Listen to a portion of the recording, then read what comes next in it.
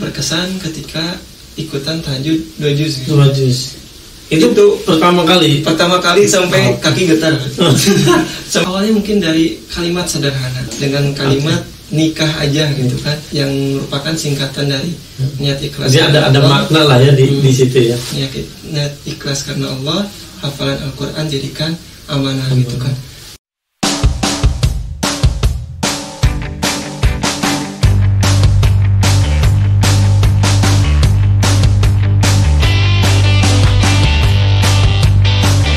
Bismillahirrahmanirrahim. Assalamualaikum warahmatullahi wabarakatuh.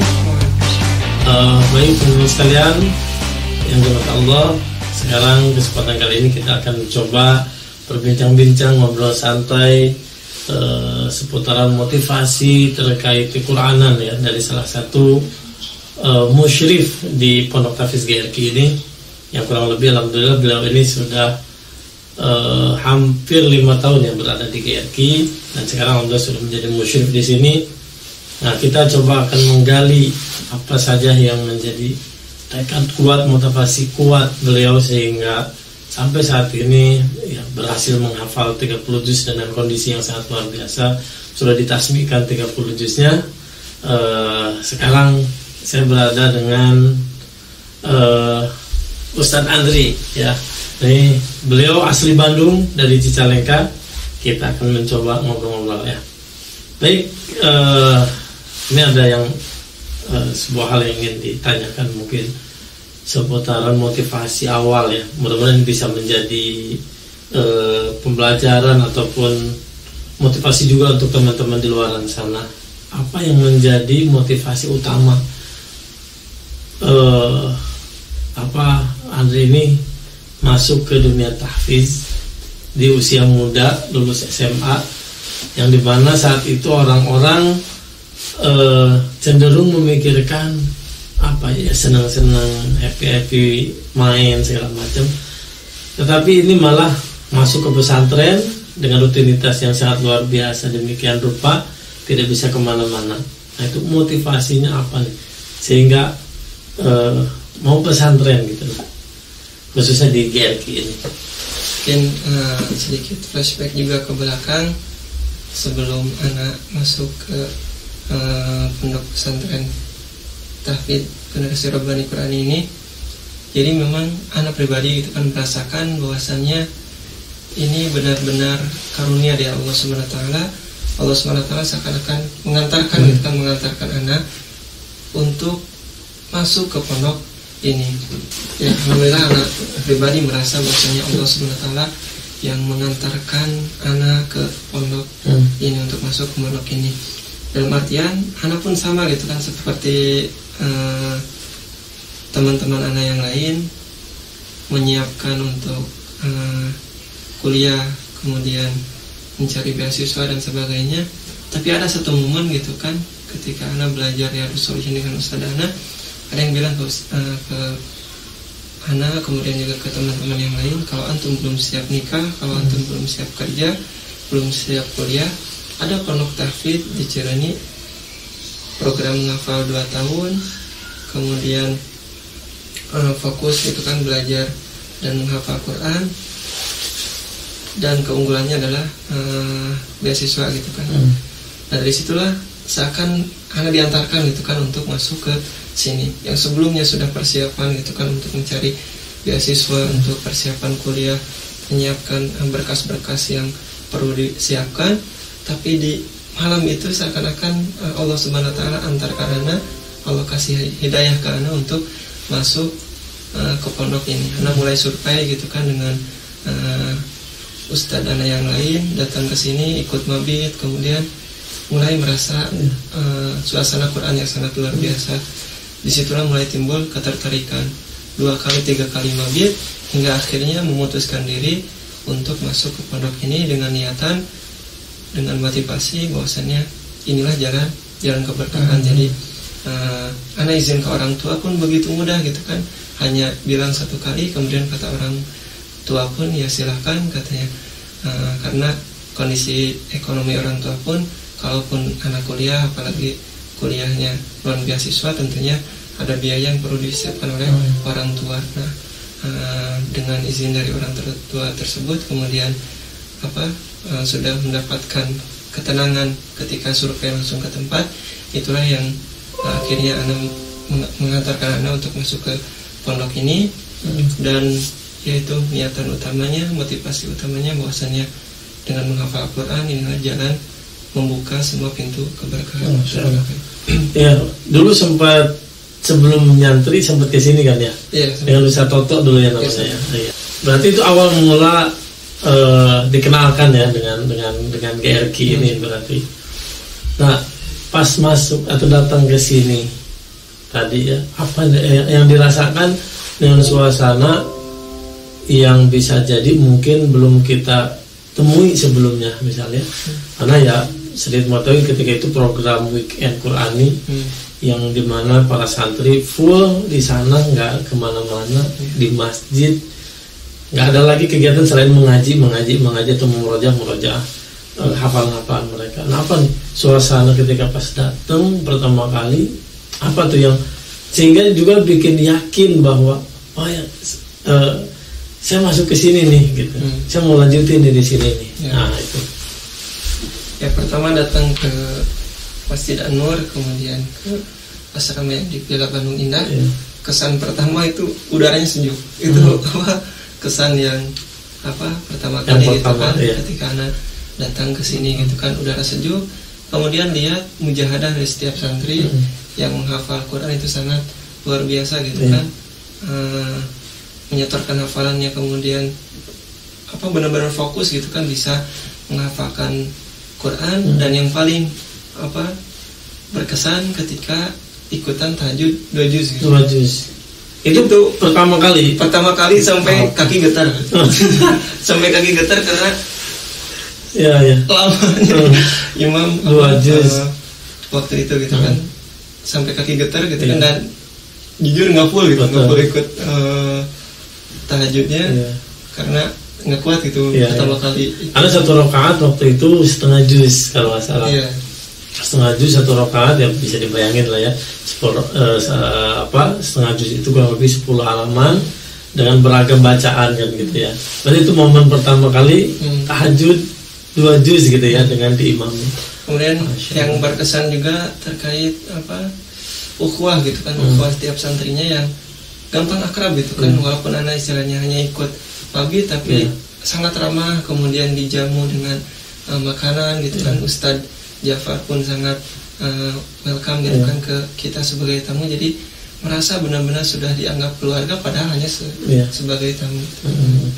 Aduh kan kalau nggak salah anu melihat antum berdua temannya ya, terus antum dengan salah satunya lagi.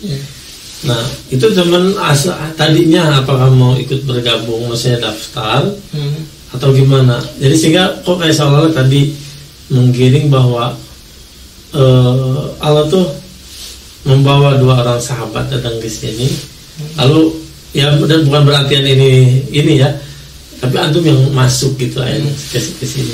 Ya, yang teman anak juga sama gitu kan, sebelumnya udah punya niatan untuk masuk ke sini, sama juga merasa nyaman dengan suasana di sini, kemudian juga tertarik untuk kemudian daftar dan masuk ke sini. Akan tetapi untuk teman anak yang akhirnya tidak jadi untuk daftar ke sini karena terkendala izin dari orang tua. Nah, disitulah anak benar-benar merasakan bahwasannya ada rahmat khusus dari Allah Subhanahu wa taala, ada anugerah khusus dari Allah Subhanahu wa taala yang akhirnya bisa mengantarkan anak masuk ke sini sebagaimana firman Allah Subhanahu wa taala, wallahu yakhtassu bi rahmatihi may yasha. Allah Subhanahu wa taala mengkhususkan rahmatnya bagi siapa yang dia kehendaki. Nah, mudah-mudahan anak berharap dengan anak bisa masuk ke sini, kemudian bisa menyelesaikan hafalan Quran di sini, dan status sekarang sebagai musyrif itulah bagian dari kasih sayang Allah kepada anak, bagian dari rahmatnya yang Allah Subhanahu wa taala berikan kepada yang dia kehendaki. Betul sekali ya, terkait izin ataupun ridho dari orang tua gitu ya. Sama halnya ketika dulu pertama kali datang ke Bandung, yang tadinya bukan mau mondok, tiba-tiba sepekan di Bandung bilang mau mondok, dan orang tua begitu mudah, oh ya silakan, bahkan luar biasa ya, apa namanya, reaksi orang tua bahkan bangga, seneng gitu ya, sehingga juga menentukan proses kita jadi mudah gitu ya, mondok di sini tuh hafalan lancar, apa murojaah, hafalan yang mungkin, masya Allah, sehingga ya, nah itu juga nih yang kunci sukses Pak itu bisa apa ya, Anda mengetahui banyak di antara angkatan-angkatan ya yang bareng dengan untuk masuk ke sini, dalam tanda petik Allah takdirkan apa ya, berguguran lah di sini. Ya tentunya mereka melanjutkan perjuangan di tempat lain. Tapi antum sendiri bisa fokus di sini sampai selesai. Bahkan sempat cuti beberapa bulan, tapi antum melanjutkan lagi. Kok ada apa yang menjadi keyakinan antum? Saya harus selesai nih di sini, gitu ya. Sehingga bahkan bisa tasbih 30 juz kemarin itu. Ya, yang namanya apa, proses menghafal Quran gitu kan, menghafal kitabullah, pastinya godaan dan rintangan selalu ada gitu kan. Apalagi Ustadz Ja'far, Anda masih ingat gitu kan, sering berpesan gitu kan, godaan mulai akan benar-benar terasa oleh antum ketika antum memasuki hafalan 15 juz ke atas, 20 juz ke atas, dan disitulah memang Anda benar-benar merasakan apa, mulai beratnya ujian gitu kan, mulai beratnya rintangan-rintangan yang ada, termasuk apa, dulu Anda diuji dengan sakit gitu kan, sempat pulang 6 bulan bahkan hampir 7 bulan, kemudian pulang lagi ke sini dengan motivasi ya Anda yakin gitu kan, suatu saat Anda bisa menyelesaikan hafalan Quran ini.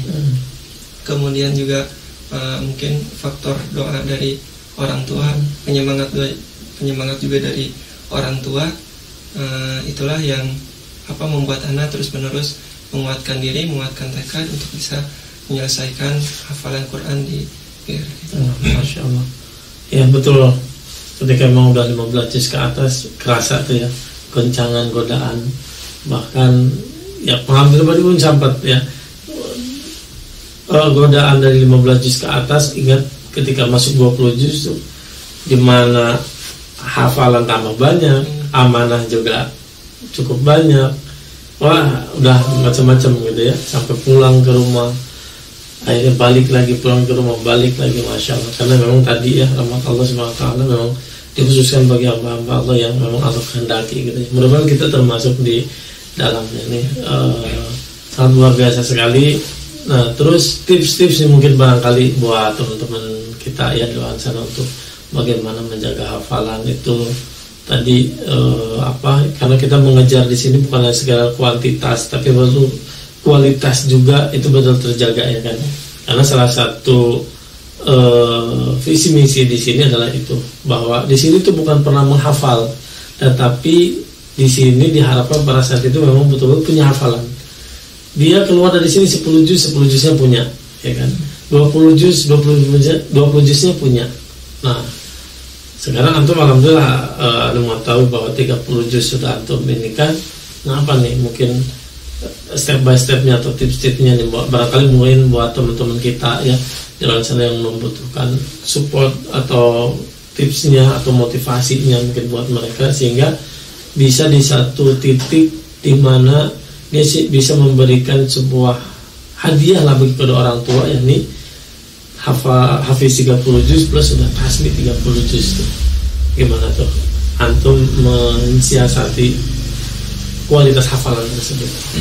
Baik, untuk tips ataupun metode dalam Anda menghafal, memang banyak sekali lika-liku yang pernah Anda hadapi di pesantren ini, di GRI ini.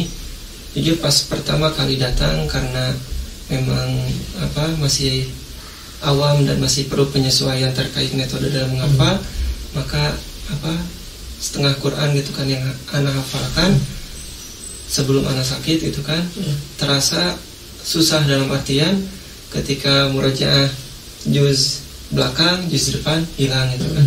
Ketika murojaah juz depan, juz belakang hilang. Ketika murojaah juz tengah, belakang depan hilang gitu kan. Berarti Anda berpikir ada yang salah nih dari tipe dan cara menghafal Anda gitu kan. Pas pulang karena sakit kemudian balik lagi ke sini, Anda udah punya azam yang kuat, punya cita-cita yang kuat, harus mengubah cara menghafal, harus mengubah metode menghafal.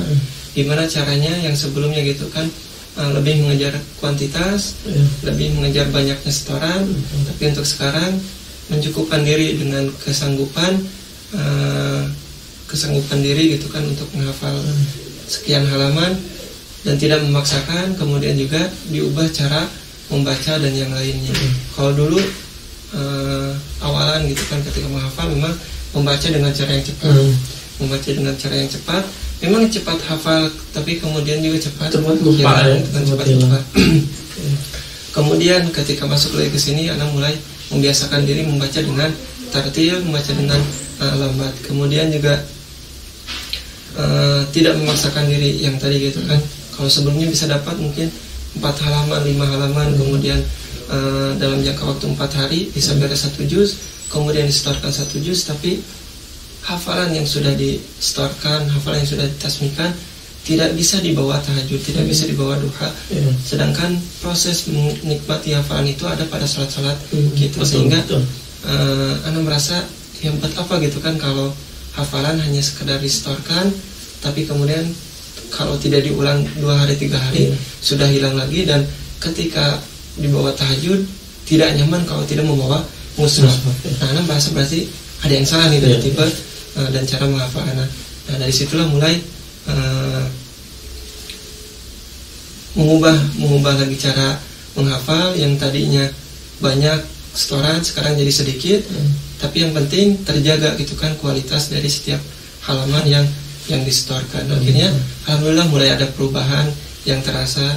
Tahajud mulai bisa melepas mushaf, kemudian duha mulai bisa melepas mushaf, dan akhirnya anak merasa bahwasanya ada ketenangan dan merasa nyaman gitu kan dari hafalan-hafalan yang anak setorkan dan hafalan-hafalan yang anak murojaah. Kemudian juga mulai terbayang gitu kan setiap halamannya dari ujung kanan atas sampai kiri bawah itu terbayang secara utuh. Makanya ketika membaca, ketika menyetorkan hafalan, ketika murojaah, Quran itu seakan-akan berada di depan mushaf kita. Dan itulah menurut anak gitu kan metode yang paling baik, yaitu metode dengan cara seringnya mengulang dan memperbanyak interaksi, mulai dari interaksi mata, interaksi pendengaran, kemudian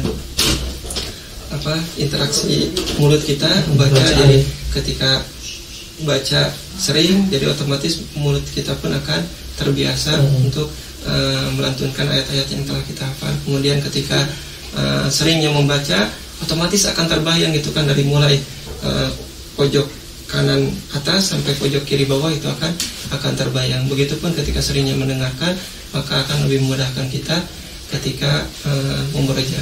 Itu barangkali untuk metode. Iya, baik. Nah, terus dalam proses menghafal kan Ella pernah merasakan sekali ada futur, ada futurnya ya, ada kadang down, kadang serasa mungkin kasarnya bisa jadi malas gitu ya, karena mungkin faktor-faktor yang lain. Nah, barangkali ini buat teman-teman juga ya di luar sana, apa nih yang bisa supaya tadi menangani kefuturan itu gitu ya. Jadi yang tadinya down, yang misal murojaahnya biasanya bisa 2 juz 1 hari atau bahkan 3 juz, ini 1 juz kadang pun nggak selesai gitu kan. Nah, gimana nih mensiasati hal seperti itu gitu ya, kefuturan itu tuh. Karena ini banyak ditemukan di lapangan-lapangan itu ketika kita mengecek mutabaah para santri gitu kan, kadang ada yang selesai, kadang nggak selesai. Nah, itu kan berarti ketika ditanya ada kefuturan, ada kejenuhan mungkin di sana. Nah, apa nih, gimana cara naikin semangat lagi supaya tadi konsistensi dalam memurojaah, interaksinya itu terjaga gitu. Ada beberapa mungkin cara gitu kan dari santri untuk mengatasi rasa futurnya. Kalau anak pribadi mungkin dulu biasanya memaksakan gitu, walaupun malas dipaksakan. Pernah mengalami hal demikian gitu kan. Jadi walaupun malas ya sudah dipaksakan gitu kan, karena nggak ada kunci lain untuk menghadapi rasa futur itu kecuali dipaksakan.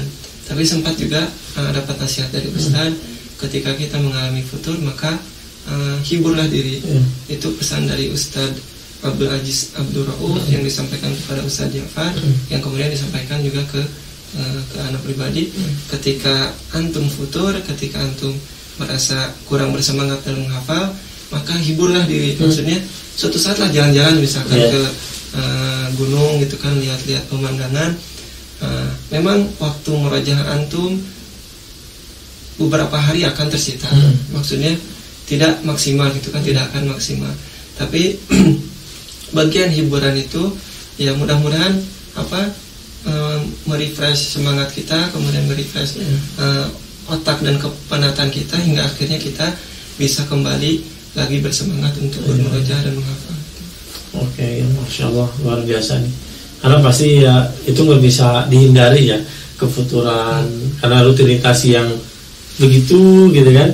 Kalau tidak diimprovisasi dengan tadi hal-hal yang bisa menaikkan atau meningkatkan semangat lagi. Makanya kan salah satunya dengan para santri mungkin kan kita apa yang menjadi hobi mereka kita salurkan ya kan. Apa yang menjadi kesukaan mereka ya kita coba angkat ya, kita coba fasilitasi. Karena itu salah satu hal mungkin tadi menjadi supaya bagaimana kefuturan itu bisa diatasi. Juga tentunya memang ketika itu sudah diberikan, kalau memang dirinya tidak merubah berarti kan nggak akan ada perubahan berarti kan ya, karena memang tadi kuncinya ada dalam diri kita. Oke. Nah baik teman-teman sekalian, mungkin juga perlu diketahui ya bahwa beliau ini kurang lebih 5 tahun bersama di GRQ. Waktu itu beliau datang, dan ini yang uniknya ya, ketika beliau masuk ini waktu itu langsung jalan-jalan. Nah terus ketika beliau tadi diuji dengan sakit, terus beliau masuk lagi, itu juga diawali dengan jalan-jalan. Mungkin ini bisa jadi salah satu hal mungkin menjadi penyemangat ya, karena jalan-jalan GRQ ini enak ya, berbau dengan para santri gitu kan. Ketika udah 2 kali momen ini yang saya masih ingat betul. Pertama itu kita ke Dago Pakar, yang kedua kali kita ke Pulau Tidung kalau nggak salah ya, Pulau Tidung. Mungkin itu bisa jadi ini juga kali ya, apa akan memulai sesuatu atau masuk ke pondok yang kita sudah tahu rutinitas, diawali dengan tadi hiburan atau liburan mungkin ya, kayak gitu. Itu jadi salah satu ini juga apa momen yang kita buat nyaman mungkin di sini. Dan luar biasa, menyangka nggak nih, ini yang sedikit pribadi ya, menyangka nggak bahwa ketika masuk ke sini, pokoknya tujuannya saya menghafal gitu ya, menghafal ya, tadi tips ini sudah disampaikan. Nah tiba-tiba ternyata ada jodohnya nih di sini.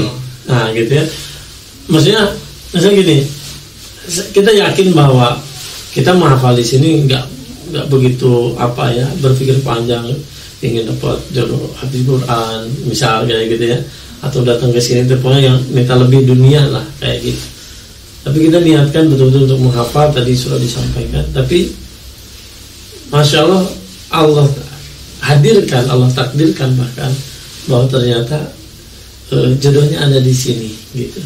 Gimana tuh ya sejauh ini mengingat hal demikian kayak gitu ya. Baik, terkait jodoh, terkait apa punya pasangan gitu kan, yang sama-sama juga mengajar di sini, yang sebelumnya juga sama jadi santriwati.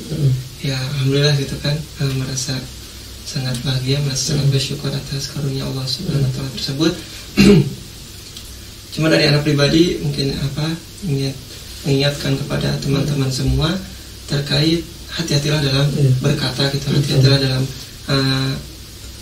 bercanda. Arahkan semua candaan kita pada hal-hal yang positif. Mengapa demikian?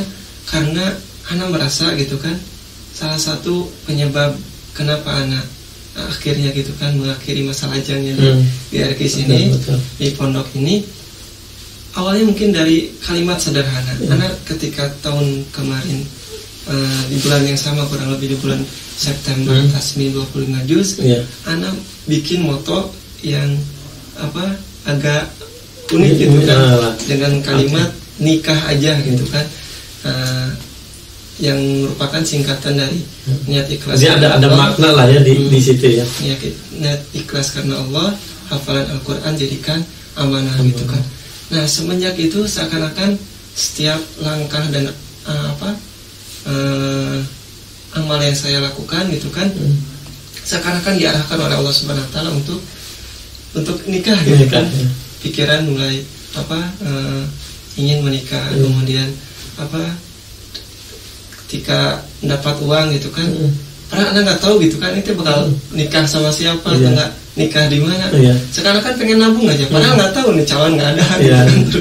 Belum ditawarkan sama ustadz, tapi seakan-akan Allah SWT mengantarkan anak untuk menikah berawal dari kata-kata kalimat sederhana tersebut. Jadi karena Rasulullah pun pernah bersabda gitu kan, kita tidak mengetahui gitu kan kalimat mana yang kelak diaminkan oleh para malaikat. Oleh karena itu murabi anak Ustadz Denny sempat berpesan, guyonan kita hari ini adalah kenyataan di masa depan. Oleh karena itu jangan arahkan guyonan kita pada hal-hal yang negatif, tetapi arahkan guyonan kita, candaan kita pada hal-hal yang positif, karena kita tidak mengetahui malaikat mana yang mengaminkan setiap perkataan dari kita. Betul. Ya tadi unik ya, nikah aja. Tadi apa nih? Niat ikhlas karena Allah, hafalan Al-Quran jadikan amanah aja, hafalan Al-Quran jadi amanah. Masya Allah. Mungkin berawal dari situ juga ya, tadi yang menemukan tulang rusuknya lah ya, kayak gitu. Masya Allah. Dan bisa jadi mungkin dulu nggak kepikiran kita nikah, dalam artian bisa jadi dengan keilmuan kita terbatas gitu ya, dulu masa-masa udah masa apalah gitu ya, bisa jadi dapat pasangan yang hafiz Quran ya, hafizah, yang dimana keutamaan sangat luar biasa gitu kan. Nah tentunya juga yang kita harapkan kan keturunan kita nanti menjadi penyejuk bagi kita, tentu jadi investasi kita di akhirat gitu kan. Nah tapi sempat nggak dulu gitu ya, bahwa ada biasanya kan suka, kalau masalahnya suka ada berangan-angan gitu ya terkait hal masa depan kayak gitu. Ada nggak pernah terbesit banyak nanti pasangan saya harus hafiz Quran misalnya kayak gitu? Pernah nggak gitu? Ada angan-angan ke sana lah gitu ya, kayak gitu. Ya, ada sih, bahkan sebagian besar dari karakter istri anak merupakan gambaran gitu kan dari keinginan anak dahulu gitu kan.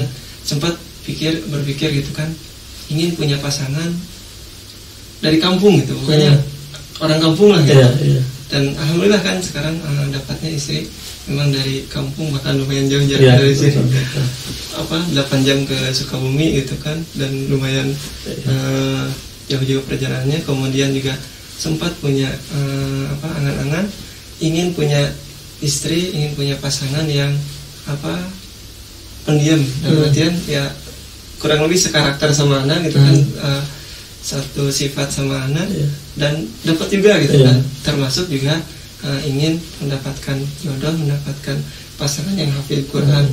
Tujuannya agar memudahkan proses murojaah anak, murojaah seumur hidup, karena tidak ada kata selesai setelah menyetorkan seluruh hafalan Quran kita.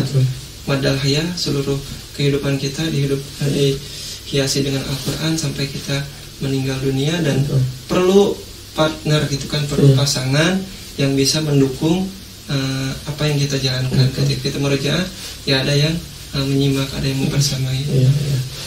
Betul, Masya Allah. Begitu indah juga ya ketika tahajud kita sayang membangunkan, bahkan mungkin yang tadinya tahajud tiap hari sendiri ya, sekarang bisa disimakin. Memang Masya Allah luar biasa. Baik teman-teman sekalian, ini luar biasa ya, inspiratif sekali.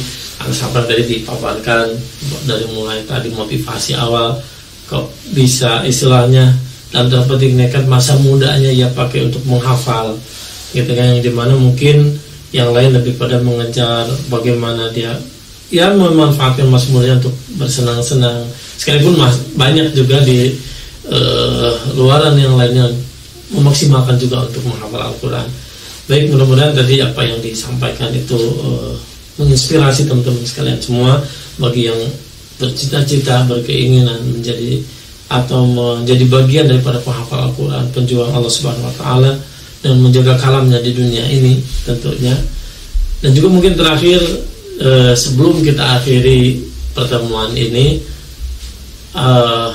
boleh misal disampaikan quotes ataupun pesan lah buat teman-teman di luar sana ya, ketika dia tadi ingin menghafal Quran itu karena banyak, maksudnya nggak sedikit juga anak-anak itu menghafal Quran karena tadi dipaksa orang tua misal, sekalipun itu bagus gitu ya menghafal Quran, teman kan kalau dipaksakan kurang cocok juga.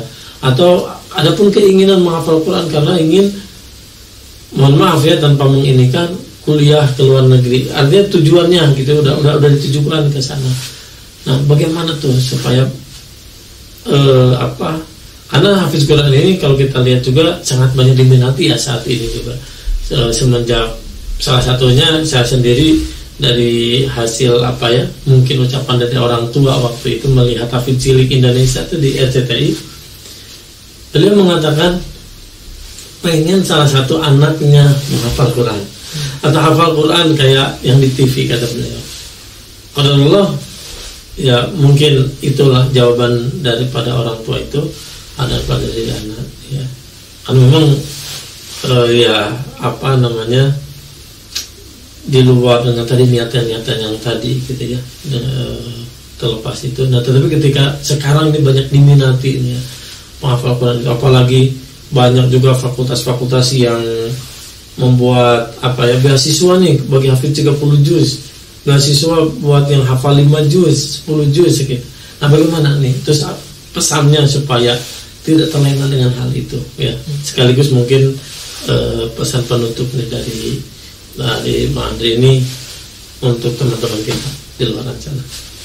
Ustaz Hanbafillah pernah berpesan gitu kan di bukunya Jalan Cinta Para Pejuang tentang letak gairah kita. Jadi beliau menyebutkan bahwasanya letak gairah kita ada pada rintangan, tantangan yang kita hadapi. Jadi ketika kita mengetahui bahwasanya menghafal Al-Quran dengan segala keutamaannya gitu kan, nah kita harus menggali gitu kan apa saja keutamaan ketika kita membersamai, menghafal Al-Quran, membaca Al-Quran, mentadaburinya, mengamalkannya. Itu harus dipelajari, harus diketahui agar menjadi motivasi bagi kita ketika kita ingin menghafal. Dan motivasi yang harus menjadi landasan utama bahwasanya memang niat ikhlas karena Allah SWT. Tanpa itu, dan ini sering ditegaskan oleh Ustaz Jafar, Ustaz kita semua, peringan tugas antum di sini, peringan tanggung jawab antum di sini, peringan kegiatan-kegiatan antum di sini, agenda-agenda di sini dengan landasan keikhlasan. Karena kalau tidak keikhlasan di dalam agenda kita akan terasa berat. Tahajud ada keikhlasan susah, karena itulah kunci dari semua amal gitu kan. Ketika landasannya keikhlasan, insya Allah akan dipermudah. Kemudian untuk yang sekarang misalkan masih menghafal, sedang menghadapi godaan-godaan seperti yang dulu pernah rasakan gitu kan, apalagi yang sudah lebih dari 15 juz ke atas, 20 juz ke atas, bersabarlah gitu kan. Yakin antum suatu saat akan bisa menyelesaikan hafalan antum, akan menyelesaikan setoran hafalan antum, sehingga antum bisa menuntaskan hafalan ini. Kemudian juga terakhir pesan anak, jangan lupa untuk selalu berdoa kepada Allah SWT, minta doa pun dari teman-teman, dari orang tua kita, karena doa dari orang tua, doa dari teman-teman, doa dari ustadz kita adalah doa-doa yang memudahkan jalan kita, yang memudahkan proses kita untuk menghafal. Itu barangkali. Wah, Masya Allah. Jadi tadi kuncinya memang diawali dari niat ya. Tentunya keikhlasan itu harus dibangun, karena memang kalau itu tidak dijadikan motivasi awal, tidak dibangun dari awal, masih akan berat gitu ya. Terlihat mungkin dari luar menghafal ini kok kayaknya ringan gitu ya, mudah ngafal satu halaman kan sedikit gitu ya kalau kita lihat, kita setorkan padahal tentu di situ juga suatu tanggung jawab yang besar gitu ya. Sempat itu juga teman kita ya, Fuji, dia mengatakan ketika ngobrol waktu itu masih ingat, kenapa antum menangis ketika hafalan antum ini? Kata beliau, ada satu ayat katanya di Al-Quran dan itu menjadi sebuah ketakutan, kata beliau. Apa? Jadi ketika di Al-Quran itu di surat, beliau mengatakan di surat Toha itu yang akhir-akhir itu, yang ketika sesuatu nanti dibangkitkan itu dalam keadaan buta gitu ya. Karena tadi dengan amanahnya ini Al-Quran ini yang tidak bisa menjaga amanah, itu yang beliau khawatirkan, sehingga luar biasa ya. Itu banyak sekali beliau menjadi salah satu motivasi para santri di sini gitu ya. Bisa jadi salah satunya antum juga gitu kan pernah mengatakan demikian. Ini ya jadi teman-teman sekalian, memang ya ikhlas itu harus dijaga gitu ya, karena itu yang akan memperingan segala sesuatu yang kita lakukan ya, kita kerjakan. Dan juga tentunya tak lupa bahwa ridho dari orang tua, doa daripada mereka, maaf daripada mulut mereka terucap, itu juga jadi salah satu jalan kemudahan tentunya untuk kita menghafal. Baik, sangat luar biasa sekali ini, terima kasih banyak waktunya. Insyaallah mudah-mudahan di next time kita bisa berbincang-bincang lagi ya, tentunya dengan suasana yang baru ya, karena ya tadi sudah menemukan ya sayapnya gitu ya, sudah menemukan partner untuk sepanjang hidupnya bisa jadi dalam menghafal Quran. Bisa kita nantikan ya ceritanya bagaimana membangun sebuah keluarga yang dilandasi dengan Al-Quran. Masya Allah, luar biasa. Baik teman-teman sekalian, sahabat Quran dimanapun Anda berada, mudah-mudahan dari video ini atau daripada obrolan-obrolan kita ini banyak sekali manfaat, banyak sekali pembelajaran yang mudah-mudahan bisa didapatkan ya bagi teman-teman sekalian. Tentunya banyak sekali kekurangan dari kami, tapi mudah-mudahan ada pun kebaikan itu yang datang dari Allah, itu bisa menjadi sebuah manfaat yang luar biasa buat teman-teman di sana. Itu mungkin pertemuan kita pada malam hari ini. Kita akhiri dengan baca hamdalah, alhamdulillahirabbil alamin. Wassalamualaikum warahmatullahi wabarakatuh.